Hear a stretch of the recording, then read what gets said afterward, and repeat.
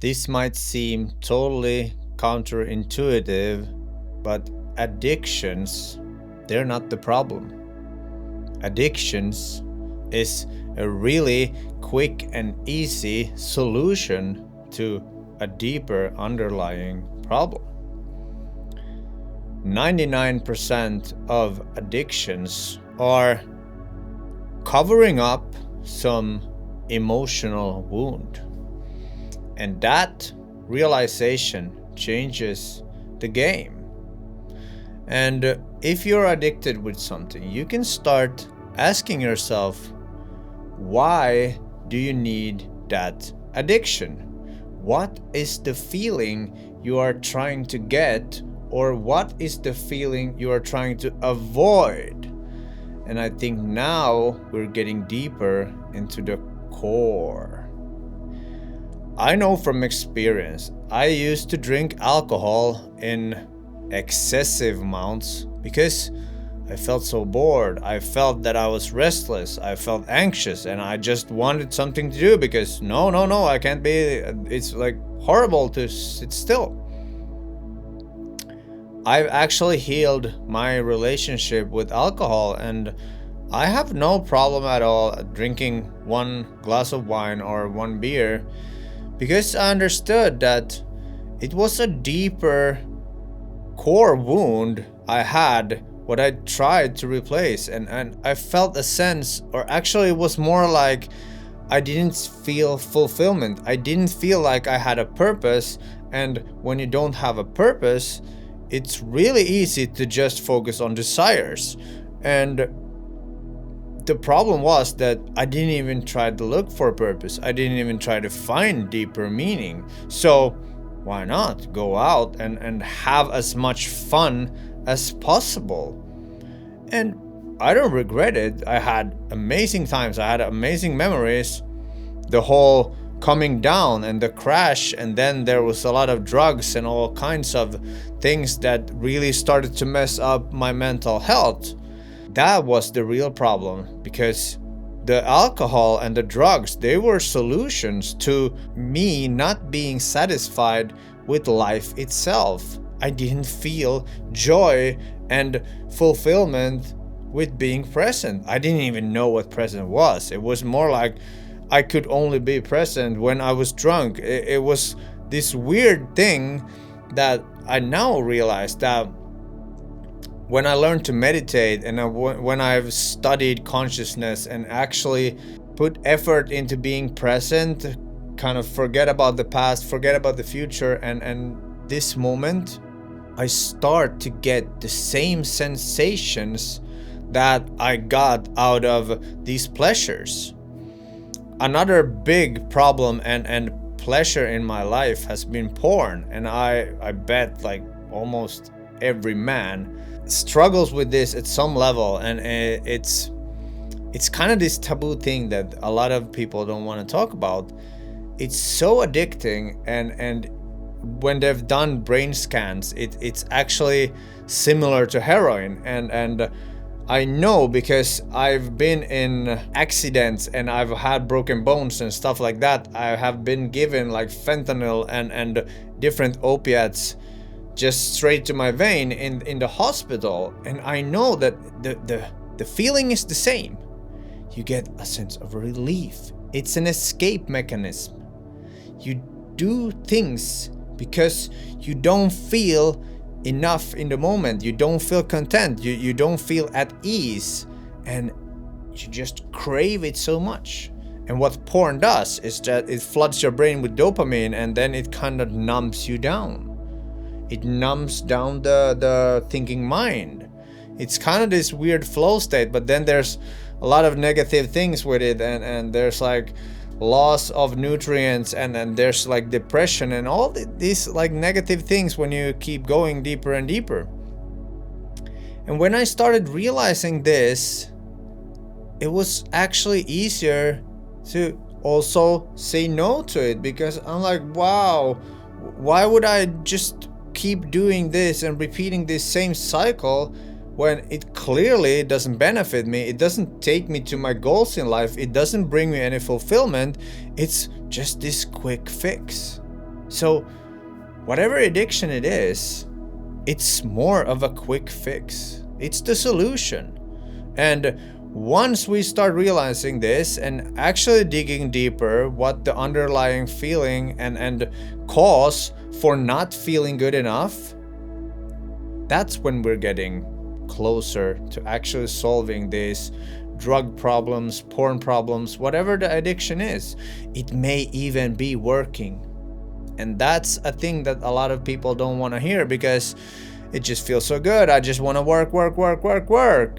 And that's what hustle culture is. But do these people actually feel a sense of fulfillment, of purpose? I doubt it. And you can check it on Google. You can even ask ChatGPT like how many billionaires and millionaires there is in this world who don't feel good about themselves. They can't sit still. They don't have a sense of purpose. Life is meaningless. And they just endlessly distract themselves. Because every addiction is a distraction. It's a solution to a deeper problem. This deeper problem, most often, is an emotional problem that stems from your childhood. It may be a limiting belief, but it's something that you don't want to feel because you've learned that by feeling this, it's uncomfortable and you think it's too overwhelming. And when you decided that and you started to suppress the feeling, it grows, and it never goes away by suppressing it. The only way it goes away is by letting it out, feeling it, sitting with it, maybe talking about it, maybe screaming about it. It's about raising your frequency. And this amazing book that I'm reading at the moment, Let Go, The Pathway of Surrender by David Hawkins, it explains this in it's kind of for dummies. It's like I'm this logical mind and I understand that, wow, the emotions and especially suppressed emotions, that is the gateway to freedom. I haven't felt this good that I'm feeling at the moment in, I don't know, since I was a kid, before all these traumatic things start to happen. I don't actually need anything from the outside because there's nothing that I need to suppress or fix, and it has only started to arise, this positive feeling, when first I acknowledge that I have a lot of negative feelings inside of me, and I accept that, okay, it's okay to feel. I let go of the resistance to not feel it. That's the first part. The second part is when you accept that it's okay to feel positive emotions.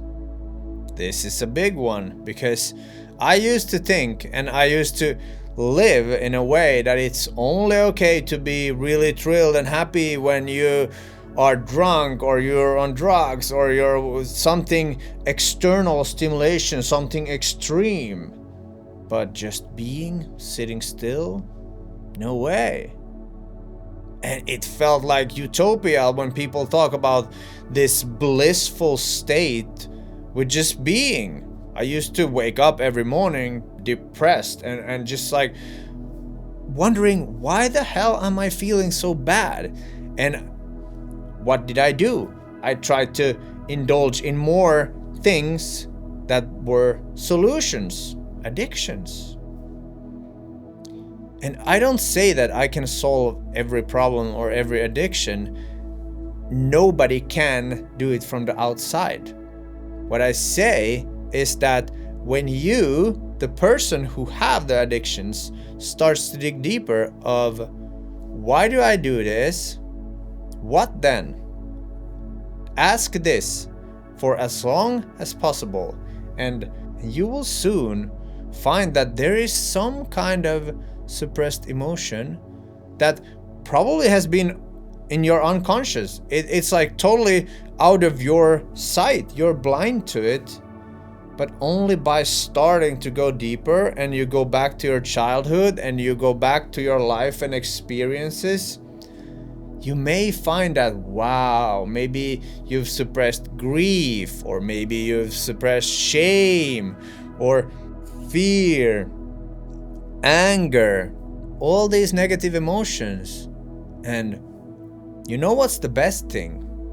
You don't need to feel it all at once. You can start chipping away bits by bits. And the healing process, it can last for months or years, depending on how big it is. Sometimes it can be a really big eruption, and that's what psychedelics and breath work and these things are capable of doing. But if you don't understand it and release it, you will just keep on doing the addiction, because the addiction is the solution. And a lot of the times, the breakthroughs and the solutions, they will come when you change environments. You go into places where different people are, and people who are healthier. You join a community. You go, even just go on a like AA thing, or if that's the level of issues you're dealing with, you change the energy around you. You kind of elevate your energy by surrounding yourself with other people who have a higher level. This is why good therapists, psychotherapists, or good coaches, or just successful communities can be so valuable, because you actually get the energy from them. And if there's a lot of energy that is more high vibe, you start to become high vibe. And if you hang around that for long enough, you're gonna become that. And then you realize, like, why did I even stay in that place? Like, that place had my addiction. There's a story about the Vietnam War and the American soldiers. There was a lot of heroin in Vietnam, and a lot of the soldiers used it because all the traumatic, and it just numbs your senses and your emotions and your thoughts. Basically, it's just like reset.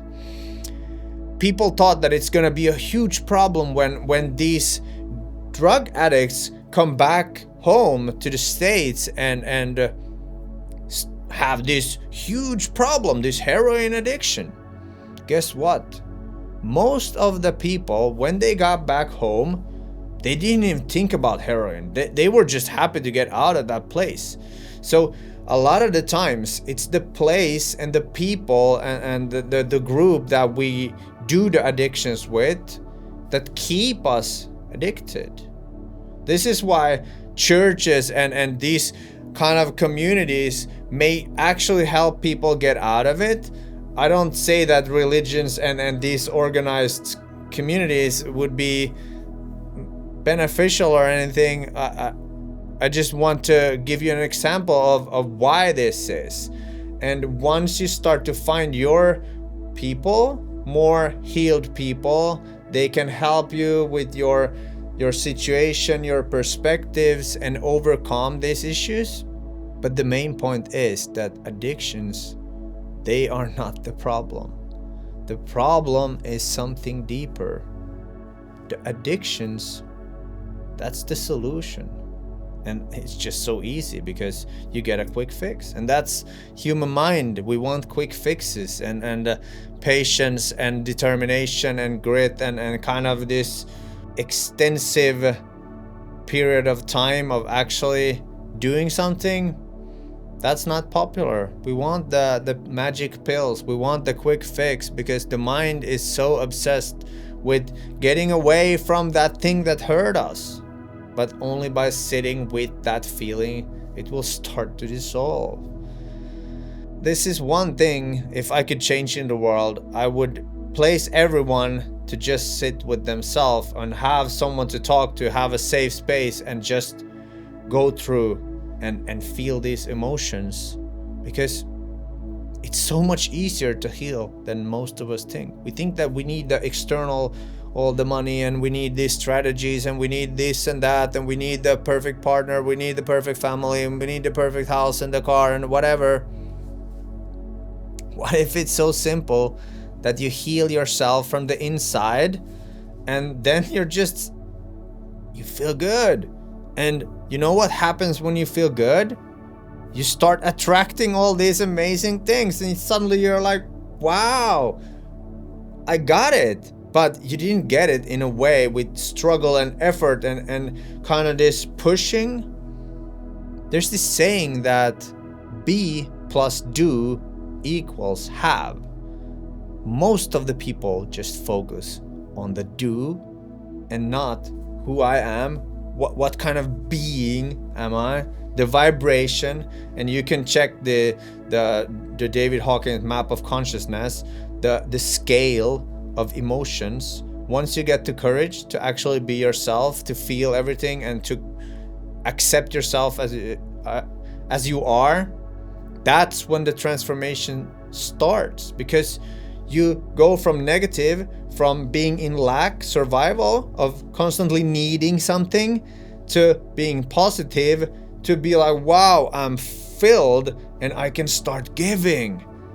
This is how the world will be changed. This is how we save everyone and heal everyone, and poverty and all these different dramas and wars and shit like that. It always starts from the inside. It's the individual. And once we raise our emotional, vibrational being to high enough, we will start to feel fulfilled. And then it's like we don't need to do stuff, but we want to do stuff. We choose to do stuff because why not? Life is now. We get the opportunity. And this is when people start to succeed, because they don't procrastinate, they don't doubt, they don't live in fear, and they replace that with trust, with joy, with excitement. This is how you heal yourself from addictions. It's not the problem, it's the solution. This has taken me 20 years, over 20 years to figure out. And if I can help you even a tiny bit, then I'm really, really happy. That's gonna be it for this video. My name is Mitz, your future purpose, here to help you find yourself and be courageous and actually step into the power you have. I know I've doubted myself. I thought that no, it can't happen to me. Now I know, I've gone through the transformation. It's totally possible. Sit with your feelings, examine yourself. What is the underlying cause? What made you believe that you're not enough, or what made you suppress your emotions? It may be trauma, it may be sorrow, it may be whatever. You can't figure it out. Okay, like this video if you liked it, subscribe to my channel if you haven't already. Other than that, I'll see you in a future video.